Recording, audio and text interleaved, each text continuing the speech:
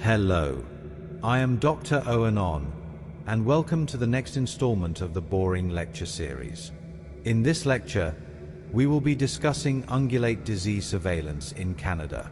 The following represents a detailed discussion of the findings and methodological approaches utilized in the examination of ungulate disease surveillance data collected over a period spanning 2 decades in Canada. The data in question pertains to various disease conditions and mortality factors affecting free-ranging wild ungulates across the Canadian geographic landscape during the years 2003 through 2022. The information was compiled through the Passive Disease Surveillance Program administered by the Canadian Wildlife Health Cooperative, which is an organization composed of multiple regional centers located at various veterinary colleges and governmental agencies throughout the nation. The data collection process involved the submission of carcasses and biological samples from free-ranging ungulate populations, which were subsequently examined by veterinary pathologists at one of 6 regional diagnostic centers. The specimens originated from partnering agencies including government wildlife health surveillance programs, community-based monitoring initiatives, members of the general public, hunters, and wildlife rehabilitation facilities. The dataset under examination included 11 native ungulate species found within Canadian territories, specifically moose, elk, mule deer, white-tailed deer, caribou, bison, mountain goat, muskox, bighorn sheep, Dall sheep, and pronghorn, in addition to introduced but free-ranging fallow deer. The total number of cases that met the inclusion criteria for the retrospective analysis was 2,525 cases distributed across 12 species. Each case required complete information regarding date of submission, location of origin, and species identification, as well as sufficient sample quality and associated case history information to permit the pathologist to determine a category of diagnosis. Domestic ungulates, zoo animals, and farmed wildlife were systematically excluded from the analytical framework. Escaped farmed and non-native wild ungulate species were retained in the analysis provided there existed sufficient case history information to determine that they were genuinely free-ranging rather than captive or semi-captive animals. Cases that formed part of active surveillance programs, such as active surveillance for chronic wasting disease through hunter submissions of apparently healthy animals, were excluded from the dataset to maintain the passive surveillance framework of the study. The pathologists evaluated the details of each case to assign an overall category of diagnosis. The mortality states for cases ranged from hunter-harvested specimens, euthanasia following observed morbidity, or animals found deceased in the field. The provided history, clinical signs observed prior to death, gross post-mortem examination findings, histopathology results, and applicable ancillary laboratory tests were integrated as part of the pathologist's diagnostic evaluation and interpretation of each individual case. 6 primary categories of diagnosis were considered during the evaluation process. These categories included infectious, inflammatory, and transmissible diseases, emaciation, trauma, other causes, normal findings, and open or no diagnosis cases. The primary category of diagnosis represents the principal cause of morbidity, mortality, or lesions identified in each case, based on the pathologist's interpretation as previously described. Subcategories were also included for some categories of diagnosis. For the purposes of data analysis, the 6 categories of diagnosis were grouped into broader classifications. Infectious, inflammatory, and transmissible cases were considered separately and are referred to throughout the analysis as infectious categories of diagnosis. Trauma, emaciation, and other cases were grouped together as non-infectious categories of diagnosis. Cases classified as normal and those assigned a designation of open or no diagnosis were excluded from most of the statistical analysis, but are included in the descriptive statistics as they represent the broader geographic and temporal scale of the passive disease surveillance program. Within the infectious categories of diagnosis, cases were assigned to specific body systems and a primary pathogen when such identification was possible. Additional and incidental pathogens were sometimes detected across all cases, with pathogens described as incidental based on the pathologist's interpretation of the species, lesion characteristics, and pathogen relationship, such findings not impacting the primary category of diagnosis classification. The demographic data for the analyzed cases reflected the opportunistic nature of passive surveillance data collection. Necropsy submissions were not always assigned to a specific subspecies level of taxonomic classification.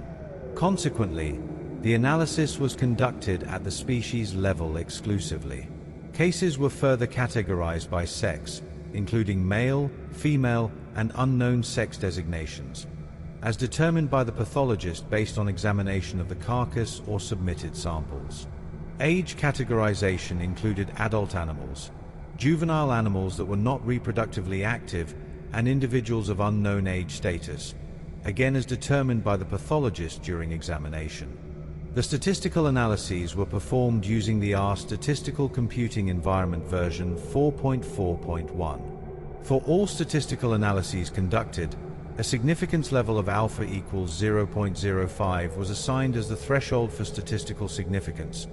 and Klopper-Pearson exact 95% confidence intervals were calculated for all proportions reported in the study. The researchers fit separate binomial mixed effects logistic regression models to assess temporal changes in the proportion of both chronic wasting disease positive cases and Parellifostrongylus tenuis positive cases over the 20-year study period. The models included year as the fixed effect. To account for interspecific variation in disease status in the chronic wasting disease analysis, species was included as a random effect in the model structure. Due to differences in wildlife surveillance reporting within other chronic wasting disease endemic provinces, chronic wasting disease positive cases within the dataset were restricted to those originating from Saskatchewan. The chronic wasting disease analysis therefore focused exclusively on cases originating from Saskatchewan and included only chronic wasting disease susceptible species, which comprised cervids including elk, moose, mule deer, and white-tailed deer. Fallow deer and caribou from Saskatchewan were excluded from this particular analysis due to insufficient sample size, with only one individual of each species represented in the Saskatchewan dataset. For the Parellifostrongylus tenuis model, region was included as a random effect, and the analysis was restricted to moose cases from Parellifostrongylus tenuis endemic regions of Canada. Model fit evaluations were performed to assess overdispersion, collinearity, and residual patterns using specific statistical packages designed for this purpose. A likelihood ratio test was applied for both analyses to compare the simpler random intercept model with the random intercept slope model. In both cases, the addition of random slopes to allow for differences in species temporal trends for chronic wasting disease or regional temporal trends for Parellifostrongylus tenuis did not improve overall model fit according to the likelihood ratio test results. Maps displaying the geographic distribution of cases were generated using specific geographic information system software with data updated as of November 2023. The species at risk distribution range maps utilized in the cartographic displays are available through the Environment and Climate Change Canada data catalog. The results of the 20-year retrospective analysis revealed that of the 2,525 cases that met the inclusion criteria and were assigned a category of diagnosis, infectious categories of diagnosis were reported for 53.0% of all ungulate cases examined. Non-infectious categories of diagnosis made up a further 32.4% of cases in the dataset. Normal findings and open or no diagnosis cases were assigned as the category of diagnosis in 10.6% and 4.0% of cases respectively. White-tailed deer were the most frequently represented species in the dataset and constituted 30.6% of cases, with a total of 772 individual cases examined. Moose represented the second most frequently submitted species with 652 cases comprising 25.8% of the total data set.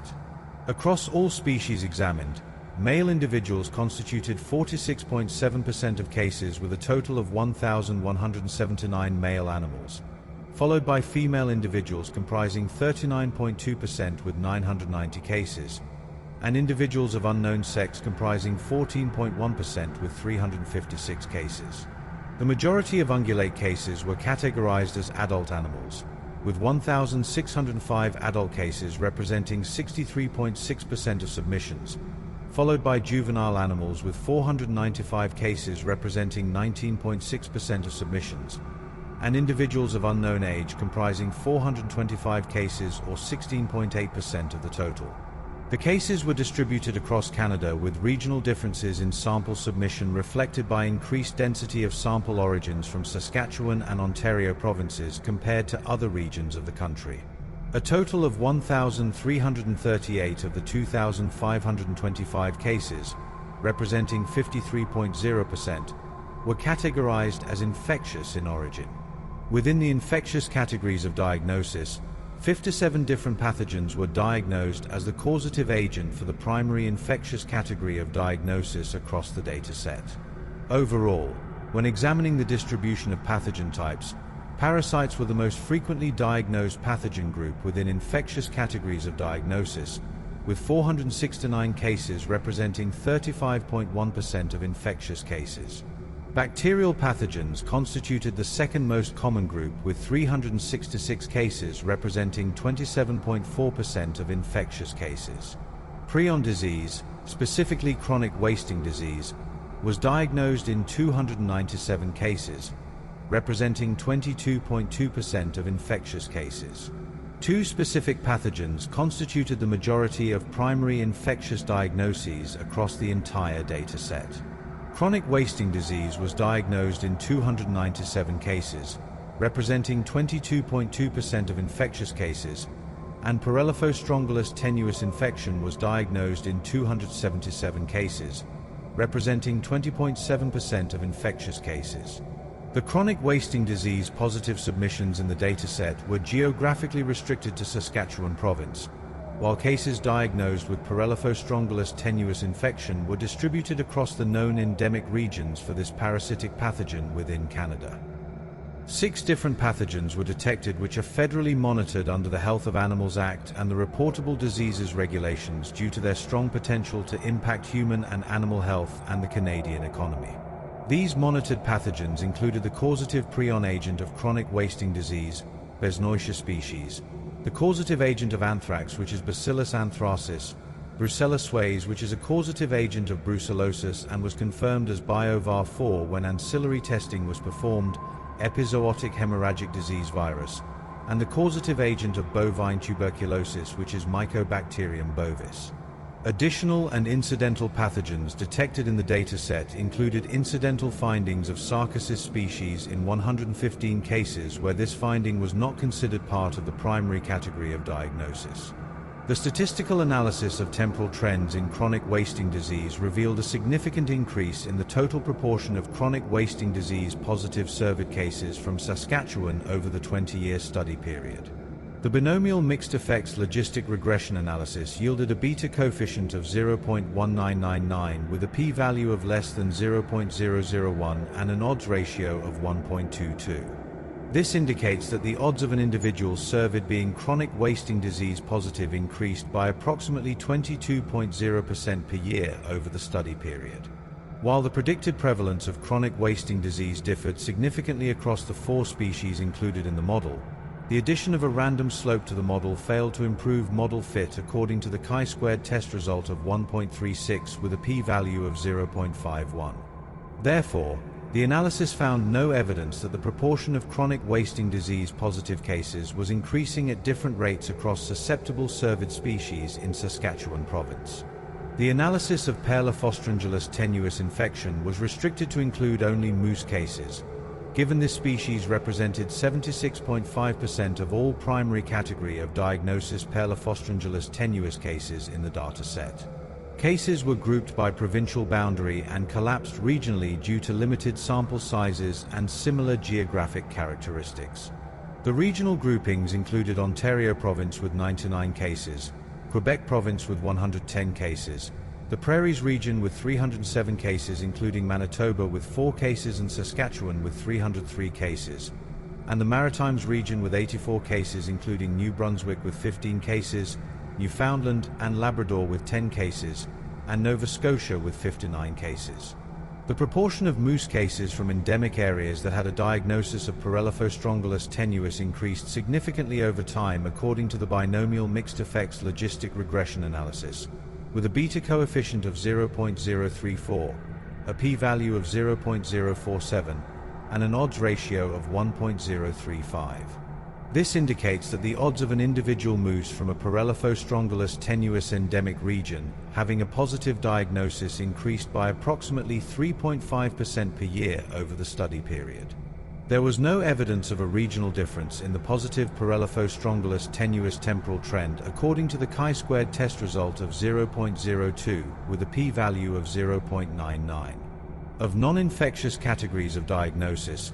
trauma was the most frequently reported cause of morbidity and mortality, accounting for 15.3% of all cases examined in the study. Emaciation represented the second most common non-infectious category of diagnosis with 8.9% of cases, followed by the other category which comprised 8.2% of total cases. Within the category of diagnosis of trauma, each case was assigned one of 6 potential subcategorizations based on the nature of the traumatic event or injury. Vehicular trauma cases were the most frequently represented subcategory within the trauma classification, with 133 cases representing 34.4% of trauma cases. A total of 33 cases were assigned a primary category of diagnosis of emaciation secondary to winter tick disease. A further 35 cases were identified where winter tick was diagnosed as a pathogen of incidental or unknown significance, but was not considered the primary cause of the observed emaciation or morbidity. The final non-infectious category designated as Other included 5 potential subcategories based on the nature of the findings. Nutritional causes were the most frequently assigned subcategory within the Other category, constituting 30.9% of cases assigned an Other category of diagnosis, with a total of 64 cases. Primary nutritional causes of morbidity and mortality were varied across the data set, but the most frequently represented specific causes were ruminal acidosis, also known as grain overload, with 42 cases, and polioencephalomalacia with 16 cases. Neoplasia was diagnosed as the primary category of diagnosis in 34 cases distributed across the 20 years of the retrospective analysis. Toxin exposure was diagnosed as the primary cause of morbidity or mortality in a further 22 cases, with carbamate or organophosphate poisoning detected most frequently among toxin-related deaths, accounting for 11 cases. A subcategory of diagnosis of fetal distress was attributed to 34 cases in the data set. In almost all cases assigned this particular subcategory, the fetus was submitted alone without any additional history information regarding the health status of the dam or mother animal, and there were no cases identified where both the dam and fetus were submitted together for comprehensive necropsy investigation and evaluation. Caribou cases made up 6.9% of all cases in the overall data set, with a total of 173 individual caribou examined. The majority of caribou cases were assigned an infectious category of diagnosis, with 88 cases representing 50.9% of caribou submissions. The most frequently detected primary pathogens in caribou were bacterial in origin, followed by parasitic pathogens in terms of frequency. The most common bacterial diagnosis in caribou was Brucella suis, which was confirmed or presumed to be biovar-4, with 9 confirmed cases and 2 suspected cases. This was followed by bacterial infection of unknown origin with 10 cases and mixed bacterial infections resulting in foot rot with 9 cases. All 16 confirmed cases and 4 suspected cases of Besnoitia tarandi captured by the analysis were diagnosed in caribou animals,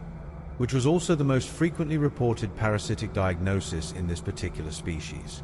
Following infectious diagnoses, emaciation with 29 cases and fetal distress, which is a subcategory of the Other category with 25 cases, were the next most frequently represented categories of diagnosis for caribou.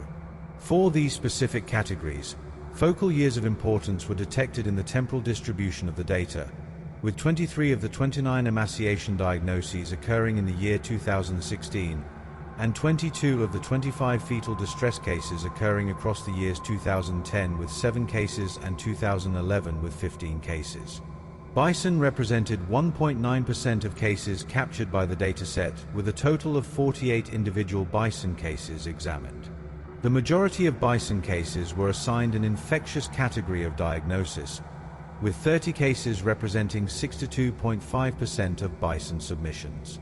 Bacteria were again the most frequently assigned subcategory of pathogen within the infectious diagnoses for bison. A total of 9 cases of anthrax were diagnosed in bison, with 3 cases occurring in 2008 and 6 cases occurring in 2010. One suspected Brucella species case was also identified in a bison specimen. An additional 53 bison and 1 moose were included in the Canadian Wildlife Health Cooperative database as suspected anthrax cases from the same 2010 cluster of cases in the Northwest Territories. But these animals were not subjected to confirmatory testing and are therefore not included in the primary analysis of the dataset. Moose were the second most represented species in the dataset, with 59 of 652 moose cases submitted from Nova Scotia, where they are designated as a provincially listed species at risk. Infectious diseases were again the most frequently assigned category of diagnosis for moose, with 407 cases representing 62.4% of moose submissions. Parelophostrongylus tenuis cases represented the primary pathogen in the majority of infectious diagnoses assigned to moose animals. Emaciation made up a significant proportion of the non-infectious categories of diagnosis in moose, with 73 cases representing 45.9% of non-infectious categories of diagnosis. All 33 cases where winter tick disease was the presumed cause of emaciation were diagnosed in moose animals. Where trauma was diagnosed as the primary cause of morbidity or mortality in moose, vehicular trauma was the most frequently assigned subcategory with 24 cases. The results of this study reflect 2 decades of collaborative, cross-disciplinary, and interagency ungulate passive disease surveillance activities conducted across Canada. With over 2,500 cases distributed across 12 species included in the analytical framework, the researchers were able to identify a range of both infectious and non-infectious causes of morbidity and mortality, many of which are not regularly reported in the scientific literature or wildlife health monitoring documentation. The study also highlighted focal years of disease and mortality events in species at risk and identified significant increasing temporal trends in 2 diseases that can have known population-limiting impacts on some ungulate species, specifically chronic wasting disease and Parelophostrongylus tenuis infection.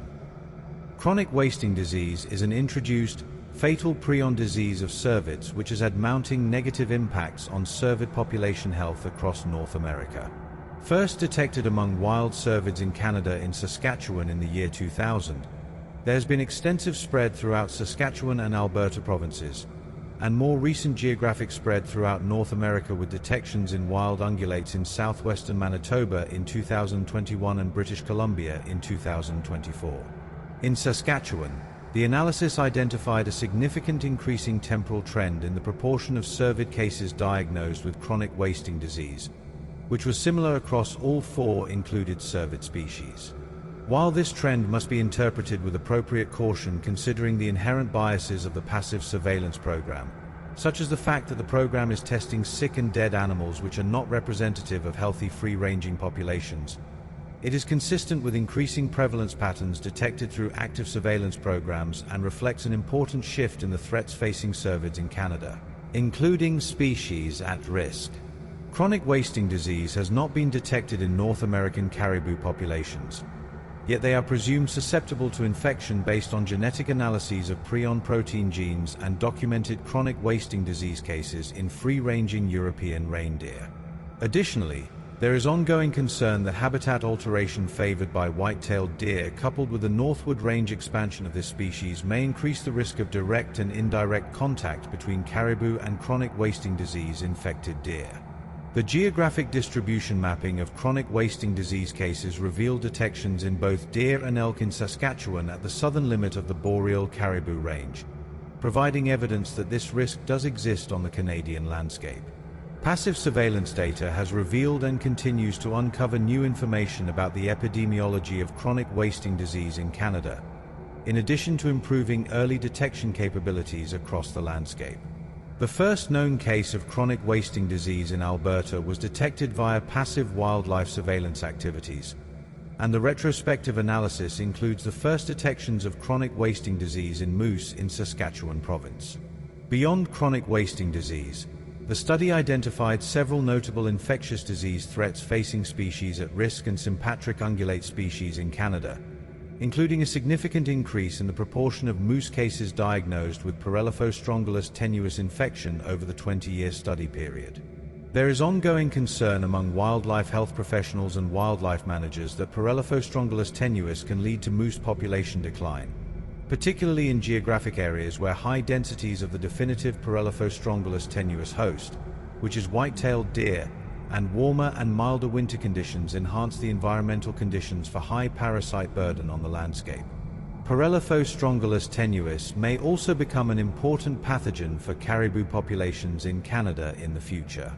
While Parelophostrongylus tenuis was not detected in caribou in the surveillance data examined in this study, the researchers identified cases of infection in deer, elk, and moose at the southern edge of the boreal caribou range, suggesting potential for future spillover events.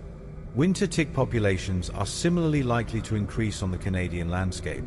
with climate change patterns favoring both deer expansion into northern regions and tick survivability in habitats suitable for moose. High tick burdens are known to have negative impacts on moose health, including hair loss, anemia, disrupted feeding behavior and mentation, and emaciation. Winter ticks are also a suspected cause of hair loss and morbidity in some caribou populations across Canada.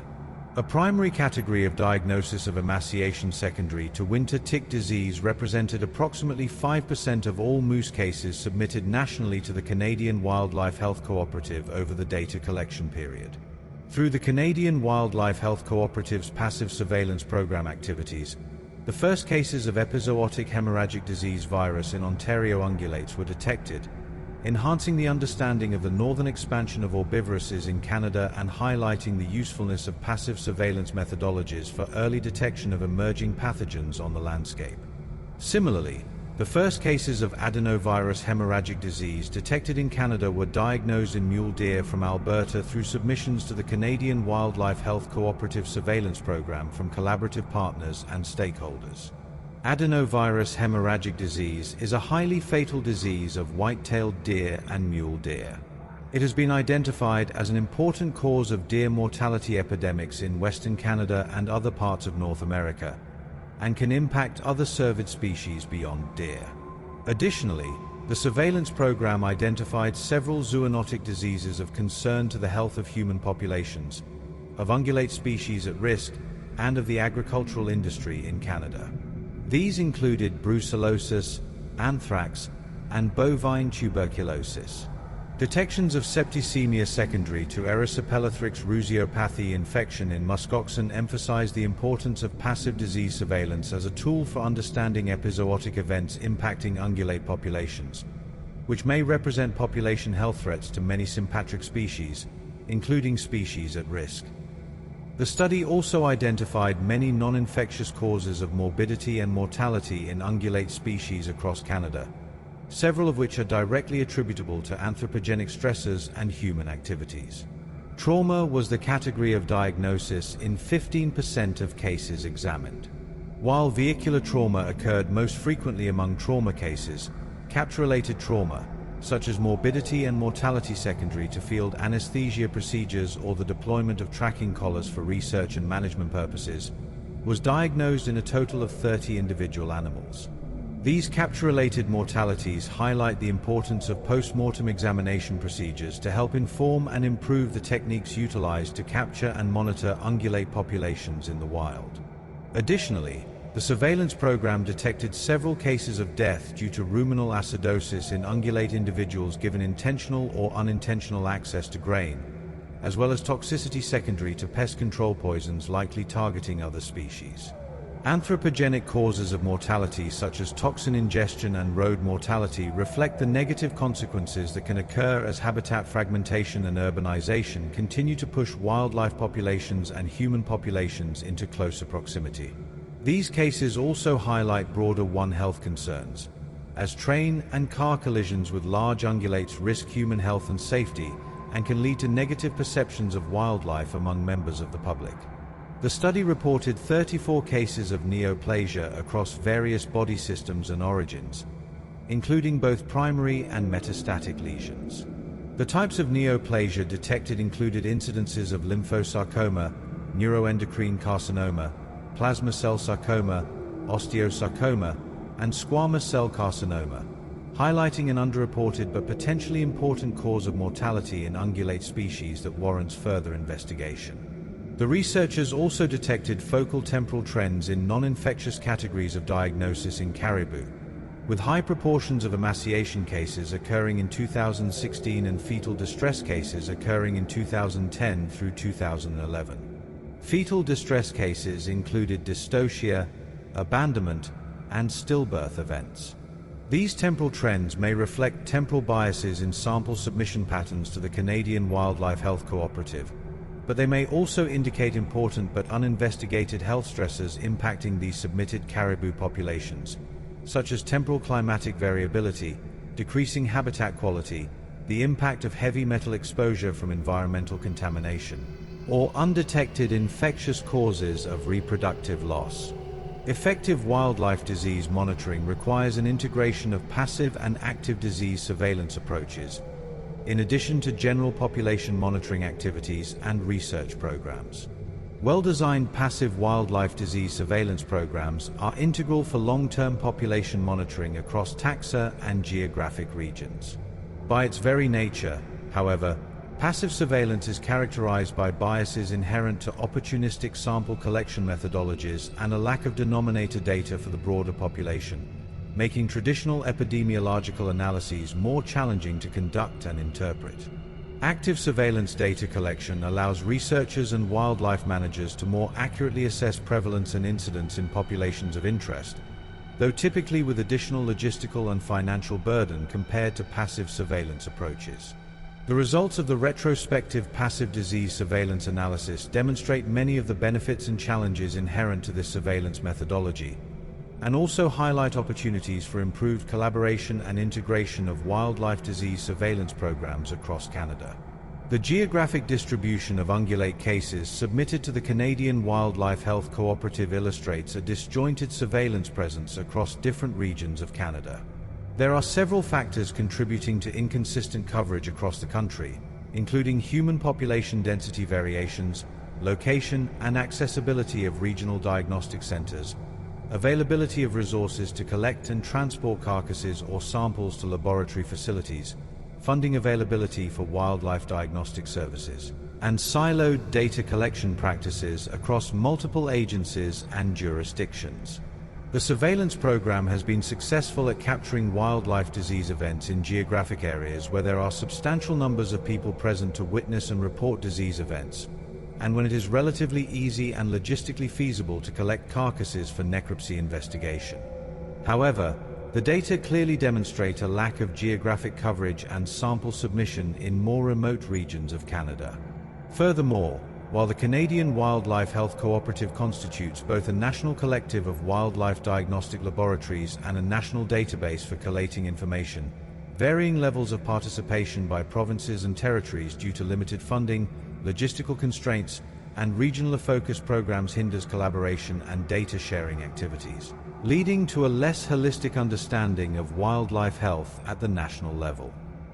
There are also several threats to species at risk populations and sympatric species that were not captured by the analysis, including the impacts of heavy metal contamination and trace mineral imbalances on caribou health and reproduction, and the potential impacts of introduced muskoxen on caribou disease burden in northeastern Canada. These threats represent broader One Health concerns, as they signify potential health and cultural impacts for Indigenous communities that rely on wild ungulates as an important subsistence resource for food security and cultural practices. The dataset had very limited data on bison captured by the passive disease surveillance program, and few cases of moose submitted from Atlantic Canada, where declining moose populations are of particular concern to wildlife managers and conservation biologists. Additionally, only 2 suspected cases of the introduced parasite Elaphostrongylis rangiferi were detected in the 20-year passive surveillance program. Limited sample submission from Newfoundland and Labrador is a likely factor in the underrepresentation of this pathogen, which causes epizootic events of neurological disease in caribou and other ungulate species in Newfoundland. To enhance the understanding of ungulate health in Canada, active surveillance programs must build upon and be integrated with passive disease surveillance data collection efforts. For example, the geographic extent of chronic wasting disease across the 4 provinces in Canada where it is now endemic was not fully captured by the dataset analyzed in this study, as only one of these provinces records passive surveillance findings into the Canadian Wildlife Health Cooperative database on a consistent basis. Inclusion of results from the active, hunter-based chronic wasting disease surveillance programs would have helped to provide a more detailed and nuanced understanding of the severity of chronic wasting disease across Canada. Similarly, active surveillance programs have been integral in developing an understanding of the prevalence and incidence of many of the aforementioned ungulate diseases on the Canadian landscape. These include Besnoitia tarandi infection, winter tick disease, brucellosis and bovine tuberculosis, erysipelathrix species infection, and trace element deficiencies, as well as monitoring species of interest such as understanding the health of reintroduced wood bison populations. Community-based wildlife health surveillance programs, which incorporate indigenous and local knowledges and target specific species and pathogens on an ongoing basis, are also important contributors that can help fill knowledge gaps, especially across remote regions of Canada. The dataset analyzed in this study could have been enhanced by the inclusion of data collected through other ongoing passive surveillance programs in Canada that partner with hunters and trappers to monitor wildlife health at regional and local scales. Passive disease surveillance programs such as the one implemented by the Canadian Wildlife Health Cooperative provide a critical foundation for understanding wildlife health and disease patterns. Yet these programs are stronger and more effective when they are incorporated into a multifaceted and integrated surveillance approach across multiple agencies and jurisdictions. Canada's Interagency Surveillance Program for Avian Influenza in Wild Birds provides an excellent example of how the integration of active and passive surveillance data across agencies can lead to the improved understanding of wildlife disease that is necessary to inform disease outbreak responses and management decisions. The results of this comprehensive retrospective analysis highlight several infectious and non-infectious health threats facing Canadian ungulate species across their geographic ranges. Yet the findings also emphasize the limitations inherent to a siloed passive disease surveillance program operating without comprehensive integration with other surveillance and monitoring activities. Working within these potential limitations and acknowledging the biases inherent to the data, the researchers identified an overall increasing temporal trend in chronic wasting disease cases across susceptible cervid species in Saskatchewan, as well as an increasing trend in Parelophostrongylus tenuis infection in moose cases submitted across endemic regions in Canada over the 20-year study period. Additionally, the surveillance program detected emerging diseases on the Canadian landscape as well as rarely reported non-infectious causes of ungulate morbidity, including neoplasia and toxin exposure events. The study provided insight into the spatial distribution of health threats across species at risk and sympatric ungulate species. To build upon this work and achieve a more holistic and actionable understanding of ungulate health in Canada that can inform wildlife management and conservation decisions, a combination of improved funding for wildlife disease surveillance activities as well as enhanced collaboration and data sharing across institutions, agencies, and jurisdictions is necessary. The passive surveillance data collected over these 20 years represents an invaluable resource for understanding the health challenges facing Canada's ungulate populations, but its full potential can only be realized through integration with active surveillance efforts, population monitoring programs, and collaborative partnerships that span geographic and jurisdictional boundaries. The methodology employed in this study involved the systematic extraction of records for all ungulate cases from the Canadian Wildlife Health Cooperative database on the 9th day of November in the year 2023. To be included in the retrospective analysis framework, cases needed to possess complete date information, complete location information, and complete species identification, as well as sufficient sample quality and associated case history documentation to allow the pathologist to determine a category of diagnosis with reasonable certainty. Domestic ungulate species such as horses, cows, and small ruminants, as well as zoo animals and farmed wildlife,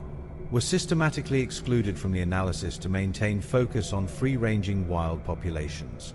Escaped farmed ungulates and non-native wild ungulate species, specifically fallow deer, were retained in the analysis provided there was sufficient case history information to determine with confidence that they were truly free-ranging rather than escaped domestic or semi-domestic animals. Cases that were part of active surveillance programs, such as active surveillance for chronic wasting disease through hunter submissions of apparently healthy animals harvested during regular hunting seasons, were excluded from the data set to maintain the passive surveillance framework and avoid biasing the results with data from targeted surveillance efforts. The diagnostic process for each case involved detailed evaluation by veterinary pathologists with expertise in wildlife pathology. The details of each case were carefully evaluated to assign an overall category of diagnosis based on the integrated assessment of available information. In total, 2,525 cases had sufficient data quality and completeness to be assigned a category of diagnosis. The cases included in the analysis encompassed those that had a full carcass available for complete necropsy examination, as well as those with selected tissues submitted for analysis, provided the pathologist determined that the samples submitted were sufficient to determine a diagnosis based on the presenting complaint information and available history. Mortality states for cases included in the dataset ranged from hunter-harvested animals that were submitted for examination, euthanasia following observed morbidity in the field or in rehabilitation facilities, or animals found dead in various conditions of decomposition. The provided history information, clinical signs observed and documented prior to death, gross post-mortem examination findings documented during necropsy, histopathology results from microscopic examination of tissues, and applicable ancillary laboratory tests including bacteriology, virology, parasitology, and toxicology were all integrated as part of the pathologist's diagnostic evaluation and interpretation of each individual case. The 6 primary categories of diagnosis that were considered during the evaluation process included infectious, inflammatory, and transmissible diseases, emaciation, trauma, other causes, normal findings, and open or no diagnosis cases. The primary category of diagnosis represents the principal cause of morbidity, mortality, or lesions identified in each case, based on the pathologist's interpretation as described in the methodology. Subcategories were also included for some categories of diagnosis to provide additional detail and specificity. For the purposes of simplifying the data analysis phase of the study, the 6 categories of diagnosis were grouped during the analytical process. Infectious, inflammatory, and transmissible cases were considered separately and are referred to throughout the analysis and discussion as infectious categories of diagnosis. Trauma cases, emaciation cases, and cases classified under the other category were grouped together as non-infectious categories of diagnosis. Normal cases and open or no diagnosis cases were excluded from most of the statistical analysis procedures, but are included in the descriptive statistics presented in the results as they represent the broader geographic and temporal scale of the Canadian Wildlife Health Cooperative Passive Disease Surveillance Program and provide context for understanding the overall scope of surveillance activities. Within the infectious categories of diagnosis, each case was assigned to a specific body system affected by the disease process and a primary pathogen when such identification was possible through diagnostic testing and pathological examination. Additional and incidental pathogens were sometimes detected across all cases in the dataset, with pathogens described as incidental based on the pathologist's interpretation of the relationship between species, lesion characteristics, and pathogen presence, such findings not impacting the primary category of diagnosis classification assigned to the case.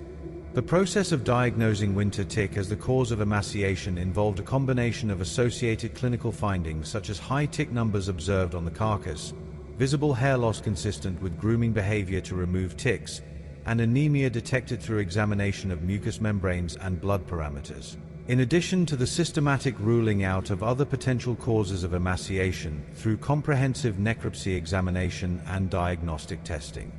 Therefore, cases received a primary category of diagnosis of emaciation with a subcategory of winter tick when winter ticks were presumed or suspected as a significant factor in the development of emaciation based on the pathologist's evaluation. For cases where winter tick parasites were identified on the submitted carcass or tissue samples, but the significance of the tick burden could not be determined with certainty due to factors such as decomposition or incomplete examination, winter tick was listed as an additional pathogen and not considered as part of the primary category of diagnosis classification. Parelophostrongylus tenuis was similarly assigned as the primary cause of infectious category of diagnosis when the pathologist had sufficient evidence of lesions in the brain tissue consistent with Parelophostrongylus tenuis migration damage, along with typical clinical signs documented in the history or physical examination findings, including cases where the parasite itself was not definitively identified on histopathological examination of brain tissue sections. Parelophostrongylus tenuis was considered an additional or incidental finding in cases when there was no evidence of disease attributable to parasite migration through neural tissues, which typically occurred in cases involving the definitive host species for this parasite, which is white-tailed deer. Given the opportunistic nature of passive surveillance data collection methodologies, necropsy submissions were not always assigned a specific subspecies level of taxonomic classification due to difficulties in making such determinations in the field or from submitted samples. As a consequence of this limitation, the analysis was conducted at the species level only, without attempting to distinguish between subspecies or ecotypes within species. Cases were further categorized by sex, including male animals, female animals, and individuals of unknown sex, as determined by the pathologist based on examination of reproductive organs and secondary sexual characteristics when visible. Age categorization included adult animals determined to be reproductively mature, juvenile animals that were determined to be not yet reproductively active based on size and tooth wear patterns, and individuals of unknown age when such determination could not be made with confidence, again as determined by the pathologist during examination of the carcass or submitted samples. All statistical analyses performed in this study were conducted using the R Statistical Computing Environment version 4.4.1 developed by the R Core team. For all analyses conducted in the study, a significance level of alpha equals 0.05 was assigned as the threshold for determining statistical significance of relationships and trends, and Klopper-Pearson exact 95% confidence intervals were calculated for all proportions reported in the results to provide measures of uncertainty around point estimates. The researchers fit separate binomial mixed effects logistic regression models to assess changes in the proportion of both chronic wasting disease positive cases and Parelophostrongylus tenuis positive cases over the 20-year time period covered by the study, including year as the fixed effect variable in both models. To account for interspecific variation in disease status in the chronic wasting disease analysis, species was included as a random effect in the model structure to allow for baseline differences in disease prevalence across species while examining the overall temporal trend. Due to documented differences in wildlife surveillance reporting practices within other chronic wasting disease endemic provinces beyond Saskatchewan, chronic wasting disease positive cases within the dataset analyzed were restricted to those originating from Saskatchewan province only for the purposes of this particular analysis. The chronic wasting disease analysis therefore focused exclusively on cases originating from Saskatchewan and included only chronic wasting disease susceptible species based on current knowledge of host range, which comprised cervids including elk with 98 cases, moose with 303 cases, mule deer with 453 cases, and white-tailed deer with 456 cases. Fallow deer and caribou from Saskatchewan were systematically excluded from this particular analysis due to insufficient sample size for meaningful statistical analysis, with only one individual case of each species represented in the Saskatchewan portion of the dataset. For the Parelophostrongylus tenuis statistical model, region was included as a random effect variable, and the analysis was restricted to moose cases originating from Parelophostrongylus tenuis endemic regions of Canada based on current knowledge of the parasite's distribution. Model fit evaluations were performed using established statistical procedures to assess potential overdispersion in the data, collinearity among predictor variables, and residual patterns that might indicate model misspecification using specific statistical packages designed for this purpose in the R computing environment. A likelihood ratio test statistical procedure was applied for both analyses to compare the performance of the simpler random intercept model specification with the more complex random intercept slope model specification. In both cases examined in this study, the addition of random slopes to the model structure to allow for differences in species temporal trends for chronic wasting disease or regional temporal trends for Parelophostrongylus tenuis did not improve overall model fit according to the likelihood ratio test results, indicating that the simpler model was adequate for describing the patterns in the data. Maps displaying the geographic distribution of cases across Canada were generated using Geographic Information System software with species at risk distribution range map data updated as of November 2023 obtained from publicly available sources. The comprehensive nature of this dataset spanning 20 years of continuous passive disease surveillance activities provides valuable insights into the health challenges facing wild ungulate populations in Canada, while also highlighting the inherent limitations and biases that must be acknowledged when interpreting passive surveillance data. The opportunistic nature of case submission means that the data do not represent a random sample of the broader ungulate population, but rather reflect animals that died or became visibly sick and were brought to the attention of authorities, members of the public, or hunters. This sampling bias means that prevalence estimates derived from passive surveillance data cannot be directly extrapolated to the broader population without appropriate statistical adjustments and caveats. Nevertheless, the long temporal span of the dataset and the geographic breadth of coverage across Canada provide valuable information about the types of health threats present on the landscape and how the relative frequency of different conditions has changed over time within the subset of animals that enter the surveillance system. The identification of increasing temporal trends in chronic wasting disease and Parelophostrongylus tenuis infection, even within this biased sampling framework, suggests that these diseases are becoming more common among sick and dead animals submitted for examination, which may reflect true increases in prevalence in the broader population or may reflect increased awareness and reporting of these specific conditions over time as diagnostic capabilities improved and stakeholder knowledge increased. The distribution of cases across different species in the dataset reveals interesting patterns regarding which ungulate species are most commonly submitted for passive disease surveillance examination. White-tailed deer, being both abundant and widely distributed across southern Canada and having substantial interaction with human populations through hunting activities and proximity to urban and agricultural areas, constituted the largest proportion of submissions. The high representation of white-tailed deer in the dataset likely reflects both their actual abundance on the landscape and their accessibility to human populations who can report and submit sick or dead animals for examination. Moose, the second most frequently represented species, are of particular conservation concern in many regions of Canada due to documented population declines in certain geographic areas, which may have contributed to increased vigilance and reporting of sick or dead individuals by wildlife managers, hunters, and members of the public concerned about moose population health. The relatively lower representation of species such as caribou and bison in the dataset, despite their conservation importance, likely reflects the more remote and northern distribution of many populations of these species, which makes carcass detection and retrieval logistically challenging and expensive. Additionally, some jurisdictions may have their own dedicated surveillance programs for species at risk that operate independently of the Canadian Wildlife Health Cooperative System, leading to underrepresentation of these species in the centralized database. The temporal distribution of cases across the 20-year study period showed some variation from year to year, which may reflect both true variation in disease occurrence and mortality rates as well as variation in surveillance effort, reporting compliance, and funding availability for diagnostic services. Some years showed notably higher numbers of submissions for certain species or from certain geographic regions,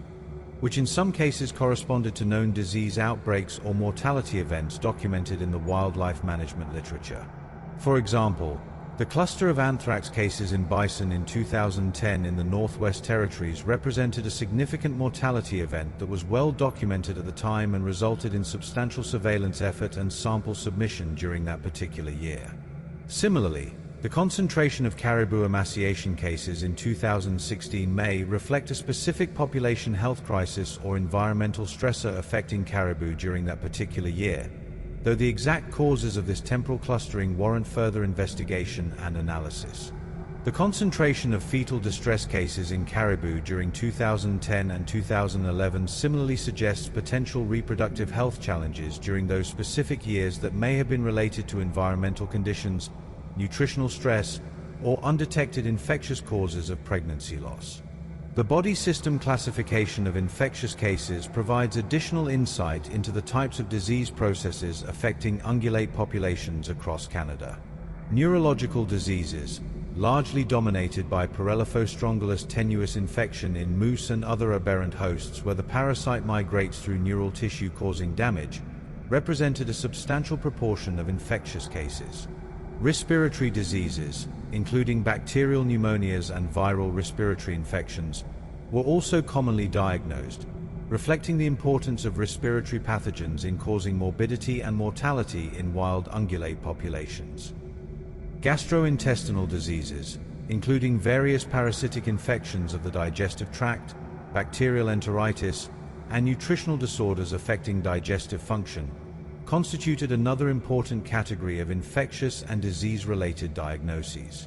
Systemic diseases, including septicemia cases where bacteria or other pathogens spread throughout the body via the bloodstream, represented serious and often rapidly fatal conditions that were detected through the passive surveillance system. Reproductive system diseases, including infections of the uterus, pregnancy complications, and causes of abortion or stillbirth, highlighted the importance of reproductive health for population sustainability and the various infectious and non-infectious factors that can compromise successful reproduction in wild ungulate populations. The detection of multiple cases of federally reportable diseases through the passive surveillance system underscores the important role that passive surveillance plays in the early detection of serious disease threats that have implications for animal health, human health, and agricultural biosecurity. Chronic wasting disease, as a prion disease of cervids that raises concerns about potential human health risks and has devastating impacts on cervid populations, represents a critical disease threat that requires ongoing surveillance and monitoring. The consistent detection of chronic wasting disease cases through passive surveillance in Saskatchewan over the 20-year study period, combined with the documented increasing temporal trend, emphasizes the value of maintaining continuous passive surveillance systems that can track disease emergence and spread over time. Anthrax, caused by Bacillus anthracis, is a serious zoonotic disease that affects multiple species including ungulates and humans, and the detection of anthrax cases in bison through passive surveillance demonstrates the system's ability to identify outbreaks of this important pathogen. Brucellosis, caused by Brucella species including Brucella suis biovar4, which affects caribou and potentially other ungulate species, is another important zoonotic disease with implications for both wildlife and livestock health. And the detection of brucellosis cases through passive surveillance provides valuable epidemiological information about the distribution and prevalence of this pathogen in Canadian wildlife populations. Bovine tuberculosis, caused by Mycobacterium bovis, is of particular concern due to its potential to affect both wildlife and domestic livestock, and any detection of this pathogen in wildlife populations requires immediate attention and response to prevent further spread and transmission. Epizootic hemorrhagic disease virus, while not a zoonotic pathogen, can cause severe disease and mortality in susceptible ungulate species and represents an emerging threat in Canada as climate change and other factors facilitate the northern expansion of the insect vectors that transmit this viral pathogen. The variety of bacterial pathogens detected as primary causes of infectious disease in ungulates reflects the diverse array of bacterial organisms that can cause disease in these species under various circumstances. Bacterial pneumonias, caused by various bacterial species including Mannheimia hemolytica, Pasteurella multocida, and other respiratory pathogens, were commonly diagnosed as causes of respiratory disease and death. Bacterial septicemia, where bacteria enter the bloodstream and spread throughout the body causing systemic infection, was diagnosed in cases involving various bacterial species and often represented rapidly fatal infections. Bacterial abscesses and localized infections, including foot rot caused by mixed bacterial infections of the hooves and lower limbs, represented another category of bacterial disease that could cause significant morbidity and impact animal welfare and survival. The detection of Erysipelathrix rhusiopathiae as a cause of septicemia in muskoxen is of particular interest given the potential of this organism to cause epizootic events in northern ungulate populations and its potential impacts on species at risk and their sympatric species. The parasitic diseases detected through the passive surveillance system encompassed a wide range of parasite species affecting different organ systems and having varying degrees of pathogenic impact on their ungulate hosts.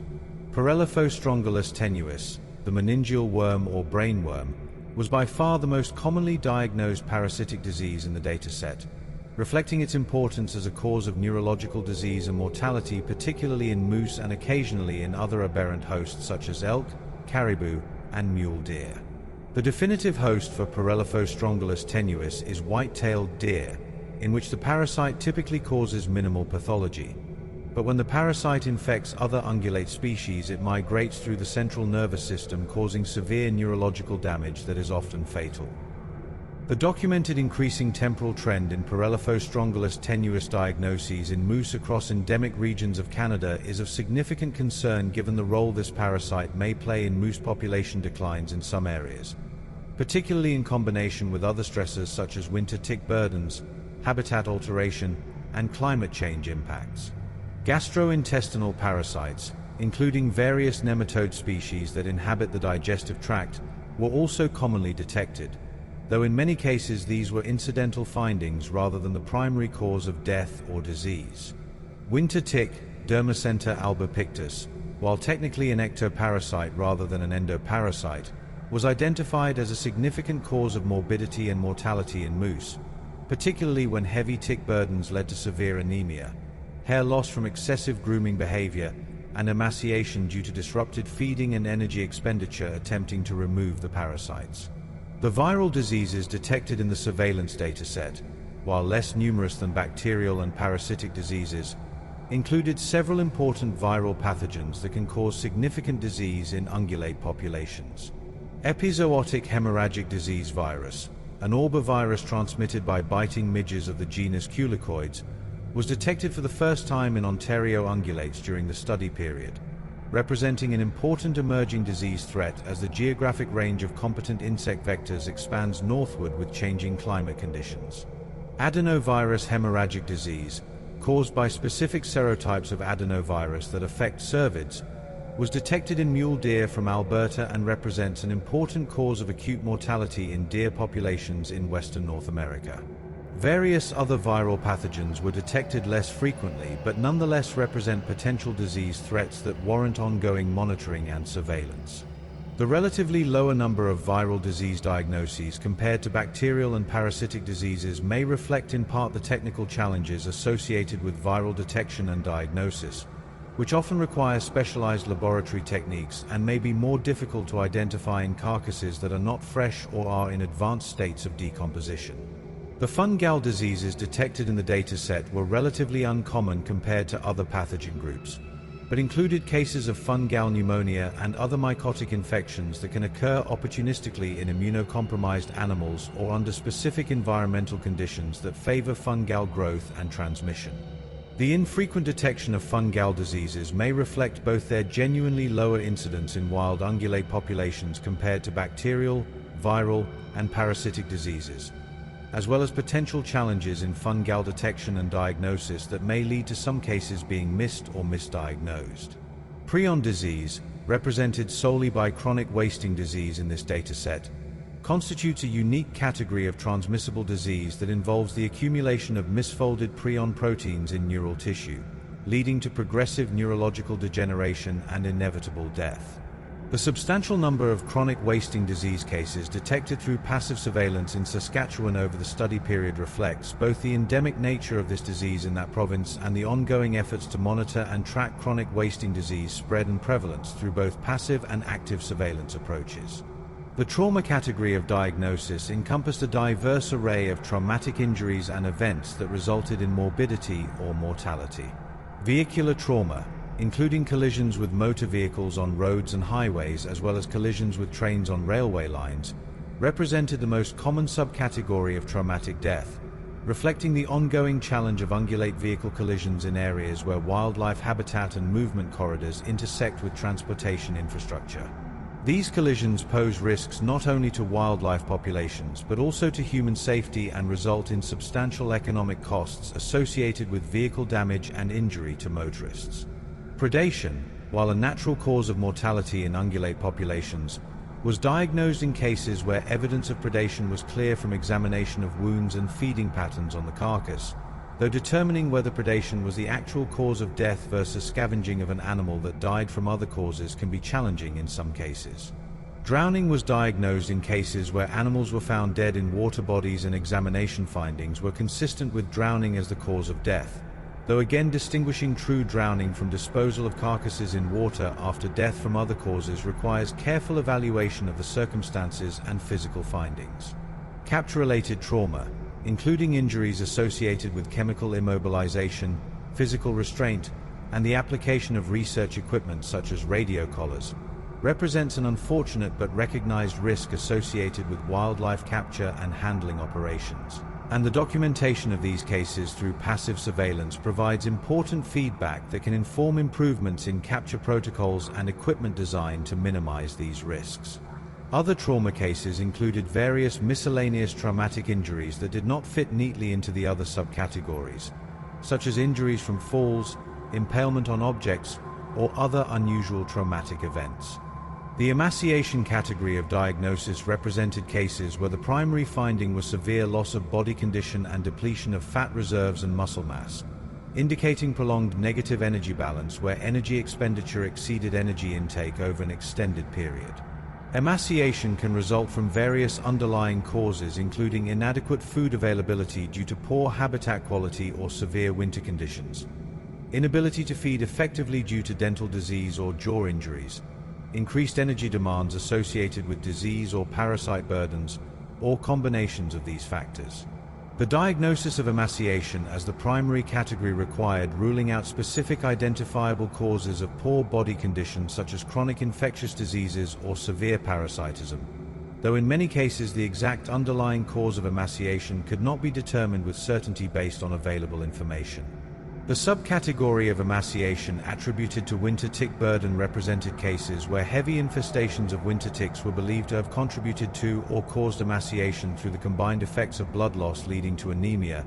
hair loss and associated increased thermoregulatory costs, and behavioral disruption of feeding patterns due to irritation and grooming behavior to remove ticks. The concentration of winter tick-associated emaciation cases in moose reflects the particular susceptibility of this species to severe impacts from heavy tick burdens and the growing concern about winter tick as a contributor to moose population declines in some regions as climate change creates conditions more favorable for tick survival and reproduction. The other category of diagnosis served as a catch-all classification for various causes of morbidity and mortality that did not fit clearly into the infectious, trauma, or emaciation categories. Nutritional causes within this category included a diverse array of specific nutritional disorders and dietary-related problems. Ruminal acidosis, also known as grain overload, occurred when animals gained access to large quantities of grain or other highly fermentable carbohydrates and consumed excessive amounts, leading to abnormal fermentation in the rumen, production of excess lactic acid, lowering of ruminal pH, disruption of the normal rumen microbial population, and subsequent systemic effects that could be fatal. Grain overload cases typically occurred when ungulates accessed agricultural grain stores, spilled grain along transportation routes, or concentrated feeding sites such as bait stations. Polioencephalomalacia, a neurological condition involving necrosis of the cerebral cortex, can result from thiamine deficiency or disruption of thiamine metabolism, and was diagnosed in multiple cases across the dataset. Other nutritional causes included various mineral deficiencies, vitamin deficiencies, and dietary imbalances that resulted in specific disease manifestations or contributed to overall poor health and increased susceptibility to other stressors. Neoplasia, or cancer, while not commonly diagnosed in wild ungulates, was detected in 34 cases across the 20-year study period, representing a variety of tumor types arising from different tissues and organ systems. The types of neoplasia identified included lymphosarcoma, a cancer of lymphoid tissue that can affect multiple organ systems, neuroendocrine carcinoma originating from hormone-producing cells, plasma cell sarcoma derived from antibody-producing plasma cells, osteosarcoma arising from bone tissue, and squamous cell carcinoma originating from epithelial tissues. The detection of neoplasia in wild ungulate populations is likely underrepresented in surveillance data because animals with developing cancers may be more susceptible to predation or may die in remote locations where they are not found, and because the diagnosis of neoplasia requires histopathological examination of tissues which may not be possible in carcasses that are decomposed or only partially submitted. Nevertheless, the documentation of diverse tumor types in wild ungulates contributes to the broader understanding of cancer biology across species and environmental contexts.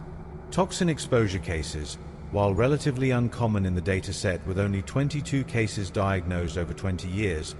highlight the various toxic substances that ungulates may encounter in their environments and the potential for both intentional and unintentional poisoning. Carbamate and organophosphate insecticides, which inhibit the enzyme acetylcholinesterase, leading to accumulation of the neurotransmitter acetylcholine and subsequent overstimulation of the nervous system, were the most commonly diagnosed toxins. These pesticides are used in agricultural and residential settings for insect control and may be directly consumed by ungulates through ingestion of treated vegetation or contaminated materials, or may be indirectly encountered through environmental contamination. Other toxins detected in the dataset included rodenticides designed to control rodent populations, which may be consumed by ungulates either through direct ingestion of bait materials or through consumption of contaminated vegetation or other materials. Lead toxicity, which can occur through ingestion of lead-containing materials such as spent ammunition or lead-based paints, was diagnosed in some cases. Various plant toxins from naturally occurring toxic plants were also identified as causes of poisoning in ungulates that consumed these plants either due to limited availability of preferred forage or lack of learned avoidance behavior. The detection and diagnosis of toxin exposure requires specialized laboratory testing, including chemical analysis of tissues and stomach contents, and may be missed in cases where appropriate samples are not collected or where decomposition has progressed to the point where meaningful toxicological analysis is not possible. Fetal distress cases, representing the final subcategory within the other category of diagnosis, included situations where fetuses or newborn animals were submitted for examination without the dam, and where evidence suggested problems with pregnancy or parturition as the likely cause of death. Dystocia, or difficult birth, can result from various factors including abnormal fetal positioning, disproportionately large fetus relative to the birth canal, uterine inertia or weakness of labor contractions, or maternal health problems that compromise the birthing process. Abandonment of newborn animals by their mothers can occur for various reasons, including maternal inexperience in first-time mothers, poor maternal body condition that compromises ability to care for offspring, disturbance or stress during or shortly after birth, or recognition by the mother that the offspring is not viable. Stillbirth, where the fetus dies before or during the birth process, can result from infectious causes including various bacterial, viral, or protozoal infections of the placenta or fetus, nutritional deficiencies affecting fetal development or placental function, genetic abnormalities incompatible with life, or various other pregnancy complications.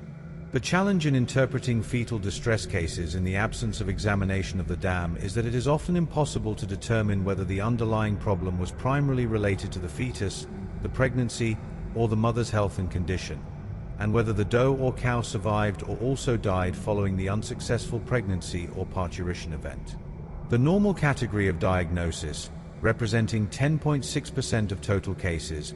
included animals that were submitted for examination but where no significant pathological findings were identified that could account for death or morbidity. In some of these cases, animals may have died from acute causes such as drowning or other events that do not leave distinctive pathological lesions,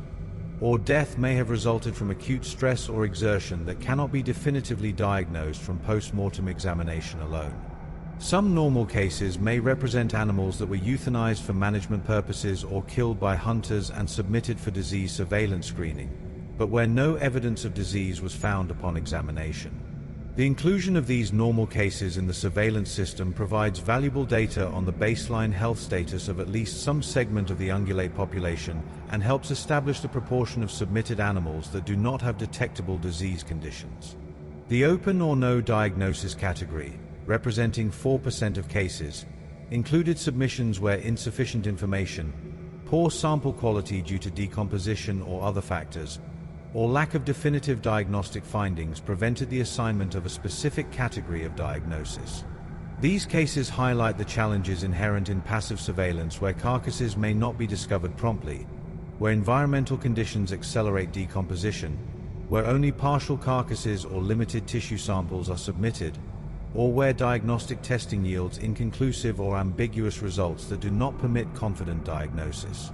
The geographic distribution of cases across Canada reflects both the actual distribution of ungulate populations and disease occurrences, as well as the infrastructure and resources available for wildlife disease surveillance in different regions. The concentration of cases from Saskatchewan and Ontario provinces likely reflects a combination of factors including substantial ungulate populations in these provinces, active wildlife health surveillance programs and partnerships with the Canadian Wildlife Health Cooperative, adequate logistical resources and infrastructure for carcass collection and transportation, and established reporting networks and awareness among stakeholders including wildlife managers, hunters, and the general public about the importance of reporting and submitting sick or dead wildlife for examination. The relatively lower numbers of submissions from some other provinces and territories does not necessarily indicate absence of disease or healthy ungulate populations in those regions,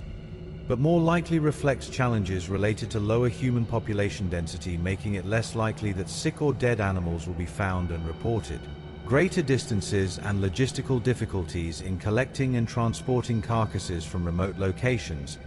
limited financial resources for wildlife diagnostic services in some jurisdictions, or the existence of separate surveillance programs that do not routinely submit data to the centralized Canadian Wildlife Health Cooperative database. The very limited representation of northern territories in the dataset, despite the presence of important ungulate species including caribou, muskoxen, and bison in these regions, highlights the particular challenges of conducting wildlife disease surveillance across Canada's vast northern landscapes where human populations are sparse, distances are great, transportation infrastructure is limited, and costs associated with sample collection and shipment can be prohibitive.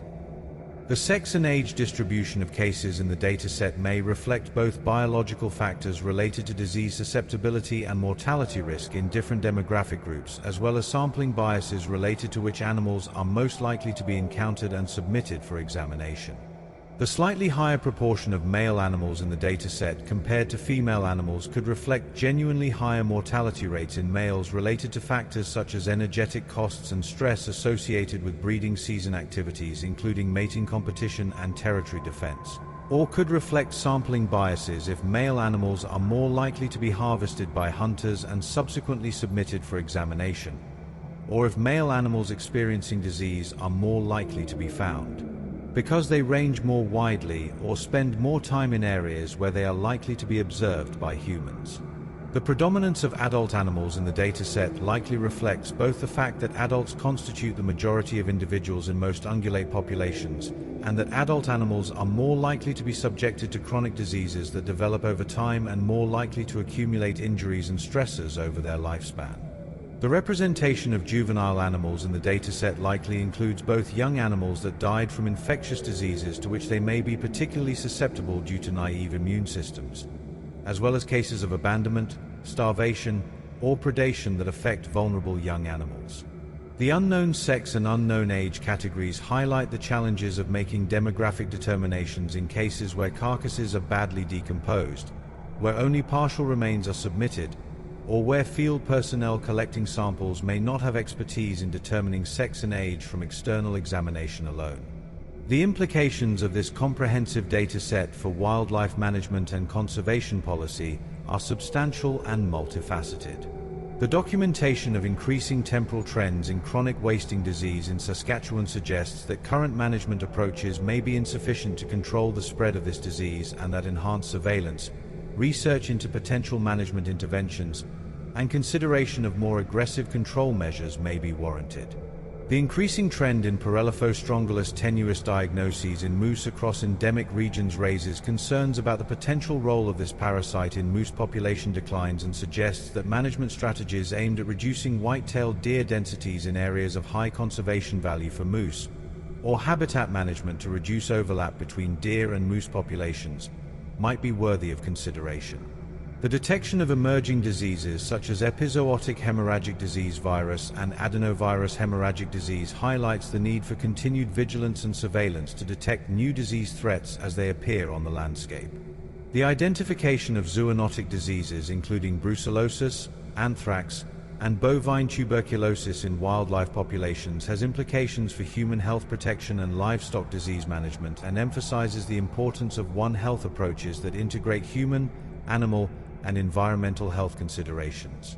The Passive Disease Surveillance Program operated by the Canadian Wildlife Health Cooperative represents one component of a broader wildlife health monitoring framework that should ideally integrate multiple complementary approaches to surveillance and research.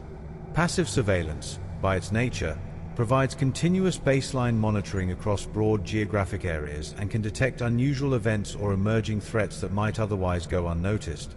But it cannot provide the detailed epidemiological information about disease prevalence and incidence in specific populations that is needed for many management decisions. Active surveillance programs, which involve systematic collection of samples from targeted populations using standardized protocols, can provide more robust estimates of disease prevalence and can be designed to test specific hypotheses about disease distribution and risk factors. However, active surveillance programs are typically more expensive and resource-intensive than passive surveillance and must be focused on specific diseases or populations of concern rather than providing broad monitoring across all species and health conditions. The optimal surveillance strategy for wildlife health typically involves a combination of passive surveillance to maintain broad awareness of health threats across the landscape, targeted active surveillance focused on priority diseases and populations, research projects to investigate specific disease processes and risk factors in depth, and population monitoring to track demographic trends and assess the population-level impacts of disease and other mortality factors. The methodological challenges inherent in wildlife disease surveillance extend beyond the basic issues of sampling bias and opportunistic data collection to encompass a wide range of technical, logistical, financial, and institutional considerations. The technical challenges include the need for specialized expertise in wildlife pathology and disease diagnosis, sophisticated laboratory capabilities to detect and characterize infectious agents, standardized protocols for sample collection and preservation that can be implemented across diverse field conditions, and appropriate statistical methods for analyzing surveillance data that account for the non-random nature of sample collection and the various biases that may affect data. Interpretation. Logistical challenges include the practical difficulties of finding, collecting, and transporting wildlife carcasses that may be located in remote areas, may be in various states of decomposition depending on how long they remained undetected, may be large and heavy requiring specialized equipment and multiple people to handle, and may need to be kept cool or frozen during transport to preserve sample quality for diagnostic testing. Financial challenges include the substantial costs associated with diagnostic testing, particularly for specialized tests such as chronic wasting disease testing, which requires immunohistochemistry or other specialized techniques, the costs of maintaining laboratory facilities and trained personnel, the costs of carcass collection and transport, particularly from remote locations, and the need for sustained funding over many years to maintain continuous surveillance programs that can detect temporal trends. Institutional challenges include the need for cooperation and coordination among multiple agencies and jurisdictions that may have different priorities and mandates, the need for clear protocols regarding which agency is responsible for sample collection and testing under different circumstances, issues of data ownership and sharing across jurisdictions, and the challenge of maintaining stakeholder engagement and reporting compliance over extended time periods.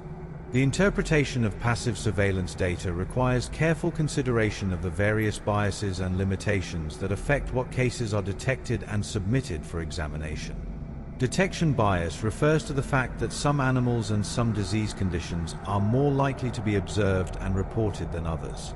Animals that die in locations where they are likely to be encountered by humans, such as near roads or trails, in areas of human habitation or recreation, or in agricultural areas, are much more likely to be found and reported than animals that die in remote wilderness areas where they may never be discovered. Animals that exhibit distinctive clinical signs that attract attention, such as neurological signs causing abnormal behavior, Severe emaciation causing obvious poor body condition, or large numbers of dead animals suggesting an epizootic event, are more likely to be reported than animals that die quietly without obvious signs of disease. Diseases that cause acute mortality resulting in carcasses that are relatively fresh when discovered are more likely to yield diagnostic results than diseases causing chronic wasting where animals may die in secluded locations, and where carcasses may be badly decomposed by the time they are found. Submission bias refers to factors that affect whether a carcass that has been found is actually submitted for diagnostic examination.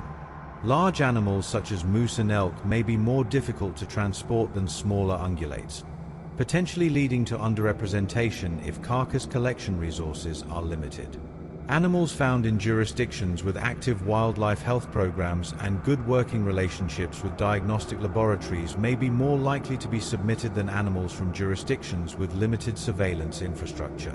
Cases occurring during times when surveillance budgets are constrained may be less likely to be submitted for full diagnostic workup than cases occurring when resources are more readily available.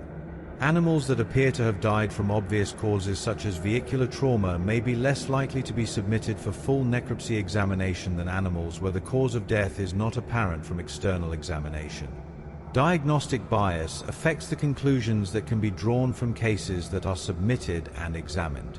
The completeness of diagnostic investigation depends on factors including the condition of the carcass at the time of examination, the availability and quality of case history information, the specific diagnostic tests that are performed, and the expertise of the pathologist conducting the examination. Badly decomposed carcasses may yield only limited information, and many potential diagnoses may be impossible to confirm or rule out. Cases where there is strong suspicion of a particular disease based on clinical signs or history may be more likely to receive specific diagnostic testing for that condition than cases where the clinical presentation is non-specific. Some diagnoses require specialized laboratory tests that may not be routinely performed unless there is specific indication, potentially leading to underdiagnosis of conditions that are not specifically sought. The sensitivity and specificity of diagnostic tests can affect the accuracy of disease detection, with some conditions being easier to diagnose definitively than others. Temporal changes in diagnostic capabilities and testing protocols over the 20-year study period may affect the comparability of case counts across years, with some conditions potentially being detected more frequently in later years due to improved diagnostic methods rather than true increases in disease occurrence. The spatial clustering of cases in certain geographic regions requires careful interpretation to distinguish between true hotspots of disease occurrence and artifacts of surveillance effort and reporting. Areas with higher human population density, more active wildlife management programs, better surveillance infrastructure, and greater stakeholder engagement typically generate more case submissions than remote areas with sparse human populations and limited surveillance capacity. This creates a risk of mistakenly interpreting areas with many submitted cases as having higher disease burdens than areas with few submitted cases, when in reality the difference may primarily reflect surveillance intensity rather than true disease occurrence. Statistical methods for disease mapping and spatial analysis can help account for differences in surveillance effort across areas, but these methods require denominator data on population size or surveillance intensity that may not be available for passive surveillance programs. Temporal trends in case submission from particular areas may reflect changes in surveillance effort over time as much as or more than true changes in disease occurrence, and distinguishing between these alternative explanations requires consideration of historical information about surveillance programs and any changes in funding, personnel, protocols, or stakeholder engagement that may have affected case submission rates. The detection of rare diseases and infrequent events through passive surveillance highlights both the strengths and limitations of this approach for disease monitoring. Passive surveillance, by maintaining continuous monitoring over long time periods and broad geographic areas,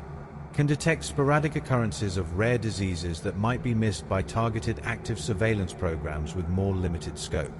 The detection of the first cases of epizootic hemorrhagic disease virus in Ontario and the first cases of adenovirus hemorrhagic disease in Canada through the passive surveillance system demonstrates this capacity for early detection of emerging threats.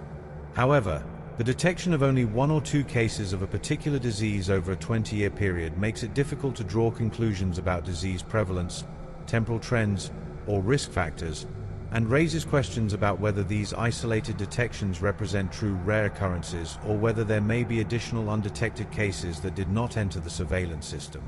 Distinguishing between genuinely rare diseases and diseases that are present but underdetected requires integration of passive surveillance data with active surveillance efforts and research studies that can provide more systematic assessment of disease occurrence in targeted populations. The comparison of disease patterns across different ungulate species provides valuable insights into host susceptibility and disease ecology, while also highlighting the challenges of making cross-species comparisons when sample sizes and sampling intensity differ substantially among species. The high proportion of Parelophostrongylus tenuis cases in moose reflects the particular susceptibility of this species to serious neurological disease when infected with this parasite, contrasting with white-tailed deer where infection typically causes minimal pathology. The detection of chronic wasting disease in multiple cervid species with similar increasing temporal trends suggests that this disease is spreading broadly across the susceptible host community rather than being concentrated in one particular species. However, differences in abundance, distribution, and human interactions among species mean that detection probabilities are not equal, and apparent differences in disease frequency among species could reflect differences in surveillance intensity as much as true differences in disease occurrence. The near absence of disease data for some ungulate species, despite their conservation importance, highlights both the challenges of conducting surveillance in species with remote or northern distributions and the urgent need for enhanced surveillance efforts targeted at these priority species. The integration of indigenous knowledge and community-based monitoring into wildlife health surveillance frameworks represents an important opportunity for enhancing surveillance coverage and cultural appropriateness, particularly in northern and remote regions where conventional surveillance approaches face substantial logistical and financial challenges. Indigenous communities have deep knowledge of local wildlife populations based on long-term observation and traditional practices, and community members may be among the first to notice changes in animal behavior, distribution, or condition that could indicate emerging health problems. Community-based monitoring programs that engage local hunters and land users in systematic observation and reporting of wildlife health can provide valuable surveillance data from areas that would otherwise be poorly covered by conventional surveillance systems. These programs also provide opportunities for two-way knowledge exchange, with scientific understanding of disease processes informing community awareness of health risks, while community observations and traditional knowledge inform scientific understanding of wildlife health in local contexts. The successful implementation of community-based monitoring requires sustained engagement and partnership building, adequate training and support for community participants, clear protocols for sample collection and reporting that are feasible to implement in remote settings, and recognition of community contributions through appropriate acknowledgement and sharing of surveillance results and publications. The economic dimensions of wildlife disease surveillance encompass both the direct costs of conducting surveillance activities and the broader economic values at stake when wildlife populations are affected by disease. The direct costs of passive surveillance include personnel time for carcass collection and submission, transportation costs, laboratory diagnostic testing costs, pathologist time for case examination and interpretation, database management and data analysis, and program coordination and administration. These costs must be weighed against the value of the information generated for wildlife management and conservation, early detection of emerging disease threats, protection of human and livestock health through detection of zoonotic and agricultural diseases, and research opportunities to understand wildlife disease ecology. The economic values affected by wildlife disease include subsistence and commercial hunting values, wildlife viewing and ecotourism values, cultural and spiritual values particularly for indigenous peoples, ecological services provided by healthy wildlife populations, and avoided costs of disease control measures and population restoration efforts that may be needed if disease outbreaks are not detected early. Cost-effectiveness analyses of surveillance programs attempt to quantify these various costs and benefits to inform resource allocation decisions. But many of the benefits of surveillance are difficult to value in monetary terms, and the full benefits of early disease detection may only become apparent when considering long-term consequences and avoided worst-case scenarios. The role of climate change in altering disease patterns and creating new health challenges for ungulate populations adds urgency to the need for sustained and enhanced wildlife health surveillance. Climate change affects disease dynamics through multiple pathways, including direct effects of temperature and precipitation on pathogen survival and transmission in the environment, effects on vector populations and their geographic distributions, effects on parasite development rates and seasonal activity patterns, effects on host physiology and immune function, effects on vegetation and forage quality and availability, effects on winter severity and snowpack that affect energy balance and survival, and indirect effects through altered predator-prey dynamics and competition among species. The documented expansion of winter tick distributions and the concern about increasing tick burdens on moose illustrate how climate change can exacerbate existing health threats through effects on parasite populations. The northward expansion of insect vectors capable of transmitting viruses such as epizootic hemorrhagic disease virus represents an emerging climate-related health threat to ungulate populations in regions that have historically been too cool to support these vector species. The potential for climate-driven range shifts in white-tailed deer to bring this species and the pathogens it carries into closer contact with species such as caribou and moose in northern regions represents another climate-mediated pathway for disease emergence and spillover. Additional content about surveillance implications and methodological considerations. The data management and quality assurance procedures employed in the maintenance of the Canadian Wildlife Health Cooperative Database over the 20-year period represent an important but often overlooked aspect of long-term surveillance programs. The database must accommodate data from multiple regional centers using potentially different diagnostic protocols and terminologies, while maintaining consistency and comparability across regions and over time. Standardized data entry fields and controlled vocabularies help ensure consistency in how information is recorded, but some degree of variation in diagnostic approaches and reporting practices across centers and over time is inevitable in a decentralized system spanning multiple provinces and territories. Regular data quality checks to identify and correct errors, omissions, and inconsistencies are essential for maintaining data integrity. But retrospective correction of historical data can be challenging when original case files may not contain sufficient detail to resolve ambiguities. The database schema must be flexible enough to accommodate new disease conditions and diagnostic categories as these emerge, while maintaining backward compatibility with historical data. Data security and privacy considerations require appropriate safeguards to protect sensitive information while still allowing data sharing and collaboration among authorized users and partner agencies. The long-term sustainability of the database requires stable institutional support, adequate funding for database maintenance and updates, and succession planning to ensure continuity of database management as personnel change over time. The communication of surveillance findings to relevant stakeholders represents a critical function that determines whether surveillance data actually inform management decisions and public awareness. Surveillance results need to be communicated to wildlife managers and policymakers in formats that are accessible and actionable, highlighting key findings and their implications for management rather than overwhelming decision-makers with excessive technical detail. Communication to the scientific community through peer-reviewed publications and conference presentations contributes to the broader understanding of wildlife disease ecology and ensures that surveillance findings are subjected to scientific scrutiny.